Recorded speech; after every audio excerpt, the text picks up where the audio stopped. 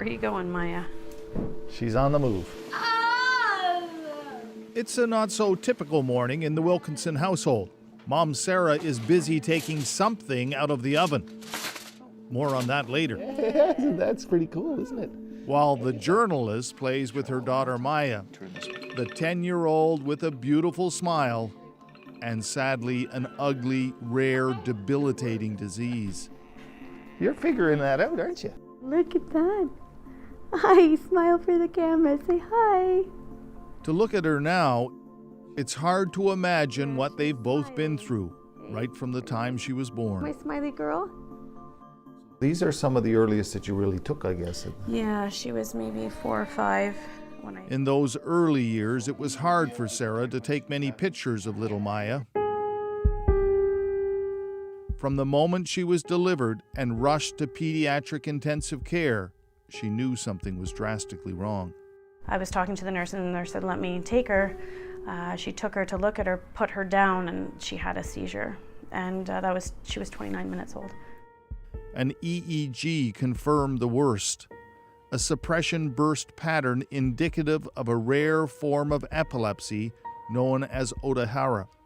This must have come as one heck of a shock. I was devastated.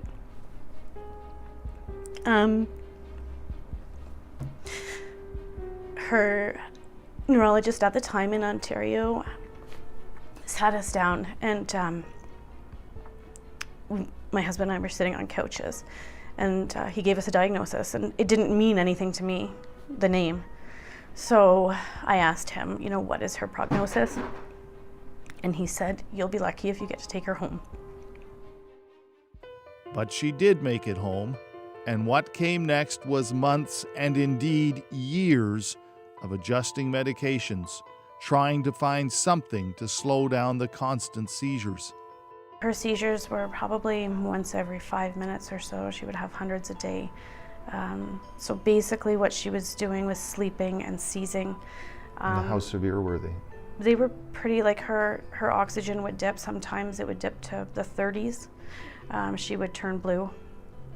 Must have been frightening you to death. It was horrifying. It was absolutely horrifying. The family rallied. Her husband, the boys, both healthy, gladly took on the task of caring for their little sister, and others helped too. Online, she could find comfort and ideas from families in similar circumstances. Samantha Cameron, the wife of British Prime Minister David Cameron, was part of her support group for a time. Their little boy Ivan was also born with Odahara.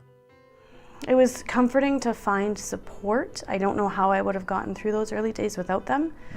Mm-hmm. Family is important, but nobody knows what you go through. No. Those people do, though. But one by one, the drugs were failing or causing more problems than they fixed. You thought you were losing her. That's what our neurologist said. Sometimes there's just nothing left for us to do. We brought her home. I told my boys. That was the absolute hardest thing I've ever had to do in my life. So, we just kind of prepared and it talked and, what we wanted to do and how we wanted things to go and if we wanted her cremated or awful conversations no parent should ever have. A last desperate chance to save her daughter brought her online, where other parents were talking about the wonders of cannabis oil. Sarah decided she had nothing to lose. There were no children with Odahara at the time who had tried it. So she was the first, and... How soon before you saw a response? Immediately. We saw, that day, seizures just weren't there. She wasn't seizing. She obtained a prescription for medical marijuana. That's what she was taking out of the oven, which she turns into cannabis oil for Maya. I'm just putting in 250 mils of coconut oil. She has developed a process to extract the oil to get a 1-to-1 ratio of THC to CBD, the active ingredients in marijuana that have changed her daughter's life. The whole family's life, really. Are you happy? It means that we all can breathe, I guess, a little bit. We've always felt like, we're just holding our breath, waiting. Yeah. Now it's just so much different. We can do things as a family. My 16-year-old can watch her, no issue. I don't have to worry about a major medical emergency, and having like nursing staff here. After 6 months, they performed another EEG at sick kids and were astounded by the results. He said that it was completely normal, and he said miracles happen in the email. And indeed, he did. So when her doctor wrote, not a month later, to say, due to the strict nature of the policy implemented here at Children, I am not allowed to fill the forms for renewal of medical marijuana. I apologize for the inconvenience this may cause. She was stunned. She decided to go public, a website, I can almost see it. a powerful video, That is a prolonged seizure. and media interviews. A lot of people said that I was stupid. Even friends, family told me just shut my mouth. I'm basically inviting the police and social services to my door, but I thought, well, you can come because nothing else has ever worked, and if she stops this treatment, she'll die. So it wasn't really an option. I wasn't going to stop treatment. That was just not even an option for me. Even if it turns you into a Absolutely. criminal. I would have gone to jail. I mean, I think any one of us would die for our children. Going to jail is a walk in the park compared to that. So, and watching her like she used to be is just something that I'll never do again. As luck would have it, a doctor at a clinic in Ontario heard of her plight and helped her acquire a prescription.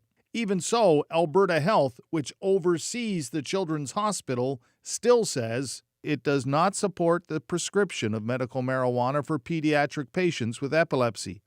And Health Canada's website is even broader. Dried marijuana is not an approved drug or medicine in Canada. But the courts have required reasonable access to a legal source of marijuana when authorized by a healthcare practitioner. I have a name for it, but What is it? well, it's bureaucratic bullshit. It is. What do you say to the people that say, but you're giving drugs to your daughter? And I have run into a few of those people, and the drugs that she was on before, ketamine is a horse tranquilizer. I mean, when she's getting codeine and morphine for pain, and 3 different benzodiazepines, and then throw in a barbiturate, and ketamine when she's in hospital, or propofol, which is what Michael Jackson overdosed on. I mean, it's just look at those drugs, and tell them to go smoke a joint, and then go take any one of the pills that she was on, and just one of them, and she was in combinations of 6 or 7. So it's a no-brainer. And every day she hears from at least one parent, and there have been hundreds, looking for help for their child. It's a political game, but there are people's lives that are at stake because of this, and that sounds so cliche, but there really is. The only medication little Maya now takes Open. is cannabis oil, twice a day. Good job. She has not had a seizure in over 2 years. You ready for bed, Missy? Oh, goodness. The difference, her mom says, is like the difference between night Good night, baby girl. and day. You ready? 1, 2, 3, out we go. Sarah doesn't know what the future will bring, what new challenges, and she knows there still needs to be more clinical evidence to convince some people. But no one can tell her that medical marijuana hasn't changed her daughter's, indeed her whole family's life. Just look at that smile. Red Sharon, CBC News, in Airdrie, Alberta.